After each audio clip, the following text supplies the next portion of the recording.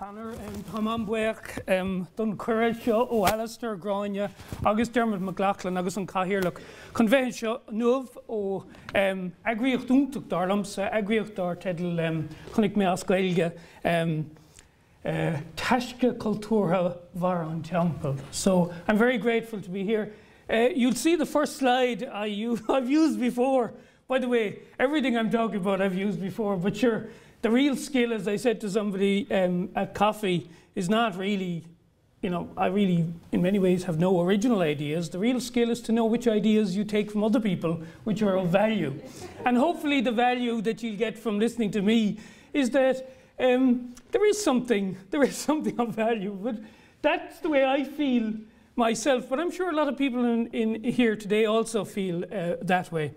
I think my talk also will fit in very nicely with the previous speakers. I was not a professor of economics. I was in finance, and people always make a big distinction between those. But I'll start off by actually following a theme that was started by the other speakers, which is value.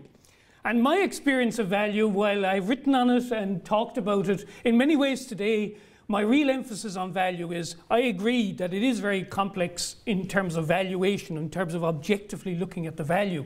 But in many ways, I think the challenge, and this is the perspective I'll take today, is not so much as an outsider valuing, but it's to create environments, powerful learning environments, educational environments, economic environments, milieu like Temple Bar Cultural Trust, like Temple Bar itself, like Dublin, like countries. Create those so that people value and are innovative as they value. In many ways, I think that is so you create environments rather than that you sort of objectively try and value. And to start this discussion, and as I said, I'm in many ways at the micro level, is I have these wonderful little pictures. I used to use text at one stage on these, but somehow I have to move on like everybody else. And here's, instead of text, well, there is some text, as you can see. The text in the middle is actually capturing the main idea in this slide, which is, as I said, making sense, not making stuff. And it was interesting because on my way here today, I saw a truck somewhere driving around the road, and it said on the side, foodstuffs. And I was going to stop the guy. I'm not that weird, but I was thinking of stopping the guy and saying, you're way out of date. Foodstuffs is not what you should be talking about anymore. Because in many ways, the old way of thinking, my core argument today is going to be that the arts are central. In fact, they're more than central, as you'll see. And culture is more than central in terms of economic and innovation policy. But in many ways, there's an old way of thinking and there's a new way of thinking. And hopefully I'll dance between the two. In many ways, I will argue that our policy, our public policy, is an old way of thinking, even though fancy words are used like research and development, smart economy, knowledge economy, the information age, but it's an old way of thinking. And as an old fuddy-duddy myself who's into tradition, I like old ways of thinking, but in many ways, I find myself in a bizarre situation where I'm more advanced, I feel, in terms of looking in the future than a lot of the people, mainly because I've been hanging out maybe with a lot of very innovative companies. But you'll notice around, in this picture, I showed food up at the top left-hand corner. And the reason I put food there is because the reason why people, certainly in the Western world, eat food nowadays is not to survive. I mean, I hope I'm not being crude when I say this. It is not, by and large, to live.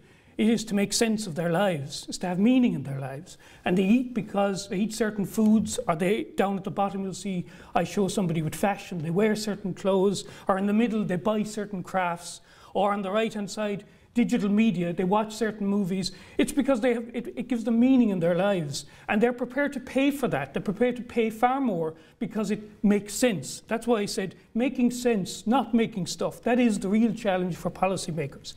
And it's always grand to quote Warren Buffett, because people always think that, he's the great guru of Omaha, whatever they call him. But even down on the right-hand side, you see music. So music, the value in music, if we look at Irish traditional music, the value is in the tradition.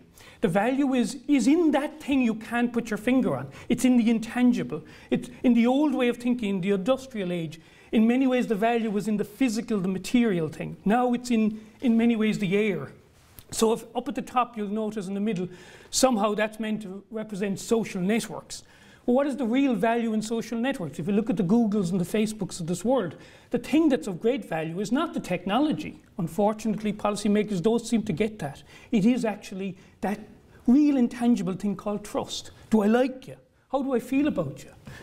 Do I trust you to look at my photographs? By the way, I'm not on Facebook because I don't understand it. But I do understand enough about it to know that the value is in these wonderfully subtle things. And so I try to capture, and I won't go through this, those two worlds that, as I said, are dancing. We're not completely in one or the other, but I do think the future is the one on the right-hand side. And if I just quickly look at the one on the left-hand side, what I'm calling the industrial economy. I'm using this term techno-economic paradigm, this way of thinking. Whereas on the right-hand side, I'm calling it an imagined, sustained paradigm. It's a different concept, if you will. A lot of my examples I've just given come from that way of thinking. But looking down on the left-hand side, you can see it's about mass production, making physical things. On the right-hand side, digital networks, or digital media, social networks, global services. They don't really exist except digits on screens oftentimes. So on the left you see, again, it's based on logic, it's based on structure, bureaucracy. It's based on somebody in charge, somebody telling the people under them what to do. On the right-hand side, I tried to come up with a word, and I think the best word is spirit. You're always a bit careful when you use that, but I think in today's audience, John was talking about today's audience, and we have to be careful when you use terms that you're not that comfortable. But I think you will understand better than anybody this word called spirit. It's something inside ourselves, something that's not outside, but inside. And if you look on the left, the old way of thinking was about making stuff, doing things, of growth, of consuming. And down below it, you see how we structured. We have factories, we have universities, we have schools based on that way of thinking. People like me standing on top of the classroom, giving orders, telling students formulas. On the right-hand side, what do you see? You see a world that is about not outside in, it's inside out. I have to create environments. What my biggest challenge in education is to create environments where the students don't learn from me. They learn from each other, they learn from themselves. They discover themselves. So you have to create powerful educational milieus where the students, we support them, we tell them the formulas, or we help them to see it on the internet. But God knows that kind of knowledge is so easy to get nowadays. That's not that valuable anymore. The really valuable thing is the thing that is impossible to put on any computer. As I said, it's inside people. And the real challenge for policymakers is to create powerful environments where that comes out. And you'll see where I'm leading to, because down at the bottom, you still see that learning, education is still talked about as learning about things, producing graduates. We're not doing enough maths and science. You constantly hear, I don't understand why there isn't enough arts as well, and a whole bunch of other things, because most of the kind of stuff they talk about, I believe genuinely, is available. If that's the kind of knowledge they're talking about, that's pretty much available on these networks. The real challenge, as you can see on the right-hand side, is to create a digital economy where people become. You become. That is, you be, rather than you learn about things. And hey, I'm no guru, so the best person John wrote about is a person every business person and every policymaker seems to talk about, but I don't understand why they don't actually talk really about Steve Jobs and what he really stood for. And some of the quotes I have up there, even the term I put up at the top, poetic technology, that's really what Apple is about and was about. And passionate products. Look at the words I'm using about passion, emotions, empathy, feelings. And you'll notice that in one of the expressions on the right-hand side up on the top it talks, he was not a technologist, he was a cultural leader. It was about culture. Or below that, their mission statement doesn't really talk about what it does, it talks about what it believes in. Again, belief, something inside, something about values, about meaning, experience, identity, as John mentioned earlier. And down on the bottom, and I'm not being flippant about this, but you see, if anybody read the story of Steve Jobs, you'll know that he left college, quit college, and took courses in calligraphy. And just that's meant to show that on the left. But on the right, what is it? And anybody who is Irish will understand ní hagan cíl révísh. Sense doesn't come before age. And it was actually a self-drawing done by the great sculptor Oisin Kelly when he worked in the Kilkenny design workshops. And anybody, by the way, who has a tablecloth that looks like that, I'm looking for it because I've searched for a long time. But these were tablecloths. And I wish I had more time, but I'm sure I'd be able to make a very funny story about the fact that when Steve Jobs was doing calligraphy, we had Oisín Kelly over here doing exactly the same thing with tablecloths, or tea towels, I should say. And in many ways, if you said that to an Irish business person today, maybe people would be better off drawing tablecloths or tea cloths, or they would laugh at you. They would think you were crazy. But in many ways, it is as powerful today as it was 30 or 40 years ago when Oisín Kelly worked on it. So in terms of my own views, and capturing this with this diagram that I hope it's not that complicated, but hopefully I haven't put too much up. What I'm trying to show here is, down at the bottom you'll see, I put two axes. One is called work autonomy and the other is work predictability. And if you look at the bottom, the great thing about the old industrial age, the one that we still, by and large, organisations that I have any dealings with use, is it's about production workers. There's not much work autonomy, so you have bureaucracy, you have structures, you have control. And on the left-hand axis, we have repetitive jobs. So the work itself is predictable. And the only problem, as you can see there, when I do it out, is that the problem in the future is the jobs will not be for down there in the production workers. Anything a computer can do, can be rest assured there won't be many jobs in the years to come. So the real jobs in the future are up above, where people have to be creative in terms of work predictability. That is, there is no predictability. And they have to be self-directed. They have to discover themselves. The thing I said earlier about self-discovery. And that's what a real knowledge worker is. It is not somebody who, a lot of policymakers seem to think that it is about doing research and development, and then after that we commercialise it. Yes, there is knowledge, as you can see in the middle part. I put some sort of a drum to show this, that there is three main types of knowledges as I see them. I know other people have different terms for them. The scientific knowledge, the rational knowledge, the one that will come out of scientific labs. There's also, in the middle, I put synthetic knowledge. It's about essentially problem solving or bringing things together. The scientific knowledge is oftentimes about, I like to think about the head, whereas in the middle part, synthetic knowledge is in many ways about the hand. It's about actually doing something. Whereas at the bottom, what I've put is symbolic knowledge. And David used the term earlier about symbolic meaning. And this is the knowledge that comes from the arts. It's as valuable.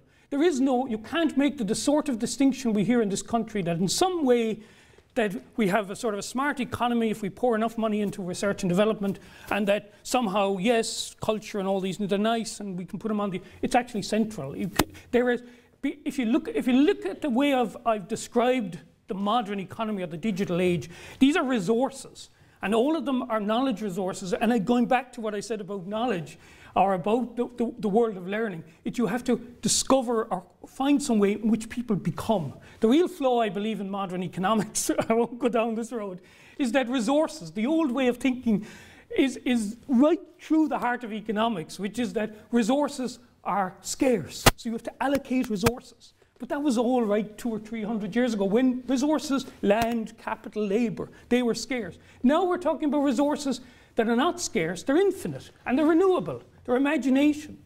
These are the things that are really valuable in the years to come. And the economics profession, I'm not saying they're wrong, but there is these two worlds going on. There's the old industrial model of production, and you can use that way of thinking for that world. But in the new world, I think you have to come up with a different way of thinking. And you can see I've said there, artists, craftspeople, R&D scientists. Yes, I don't see much of a distinction between them. They're just talking about different types of value. And it depends then on what sector you're talking about, depending on the value of that knowledge. So, for example, for drugs development, there is no doubt that scientific knowledge is more valuable. I've no doubt about that, because the meaning of the drug is not important in terms of curing cancer. But for something like tourism, R&D is not, of the old scientific model, is not that valuable. What's far more valuable is a sense of identity. It's a sense of oneself. It's valuing your own sense of place. So, and the way I have over the years, and I've had to fight many a university bureaucrat and many an industrialist, etc., to try and create these kind of environments. I see it now in the new capitalistic model, because the old model, I believe, is, for various reasons to do with the global crisis, the old model is on its way out. now the new model. And even great gurus, I mentioned one guru already, Michael Porter of Harvard, who everybody quotes now, and used to quote for 30 or 40 years, but his latest paper in the Harvard Business Review of January, February 2011 talked about creating shared value. It's about a new model of capitalism where you don't start with the company, you don't start with the industry, you don't start with growing the economy and then helping people. You do it the opposite way. You create powerful environments, powerful learning environments, and it's out of that people, you grow and everybody shares in this wonderful value. And the way I've tried to do it in my way is you start with inspiration, spirit, inspire, if you look at the word. If you look at integration, it's about bringing the arts and the sciences, all of these, bringing tradition, modernity, and sustainability, bringing that ethic together in a sort of in an integrated way of thinking. It's about whole brain thinking, to use some term people use. And innovation, you then, it's at that stage, once you have inspired people, once you talk about that way or you think that way, it's at that stage you can really create value, which is really what innovation is about. Innovation, to me, is pretty simple. It's about creating value through using imagination or ideas. And to me, the right way of doing it is in some way the sequence I've just described. So meaningful experiences. I'm a bit trite at the bottom when I said, and I'm kind of in some sense regret that I put it up there, meaning is the new money. It sounded like a great logo. But in fact, it kind of captures what's at the top of the page, because what I'm trying to say is the old way of thinking is that money gave you meaning. God knows we knew about that during the Celtic Tiger. Now, I think it's the reverse. That meaning, give people meaning in their lives, give people meaning in their jobs, give people a sense of themselves. And you will create powerful, innovative and creative environments. And it's out of that you will grow an economy. And before I finish, if you don't mind, Conor, I could go through these, every one of these. I'm writing another book at the moment. And some of these are stories. I said some unique stories, and it goes back to what John was talking about uniqueness and how you compete. A book we wrote a few years ago called Competing on Difference. And our core argument is Irish Indigenous companies should compete on resources that are distinctive, unique, different, very difficult for others to substitute, rare, and God knows we have it in our background given our history. But here are some examples, and I so regret, I know Tom O'Reilly is here, once he didn't leave, of the National Leprechaun Museum, and I should have used him. I used other people's here because I thought politically some of the other people might be here, but I regret I didn't use Tom. But just to pick out a couple, just to show what I'm talking about, you take other voices down at the bottom. What are they selling down in Dingle on a wet weekend, or 1 week? Philip King down in Dingle on first week in December. He's selling place, he's selling technology, place. He gets acts to come into Dingle that you'd never get anywhere else. You certainly wouldn't get them in Dublin, but you get them in Dingle. Why? Because there's something special, something with meaning for these people who will go there. Kerrygold.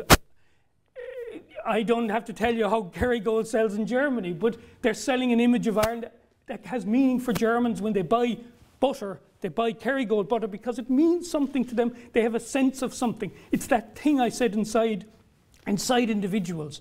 And it's that we are so, I think, weak on. It's the real tragedy of modern Ireland is it is our strength in terms of our great, if you look at our pubs, etc., we are great on that, and yet policymakers seem to have sort of put it back to front. I'm not trying to make out that it's more valuable than science, etc., but in some way it seems to be back to front, that the thing that we're best at, which is exemplified in a lot of these, Croke Park.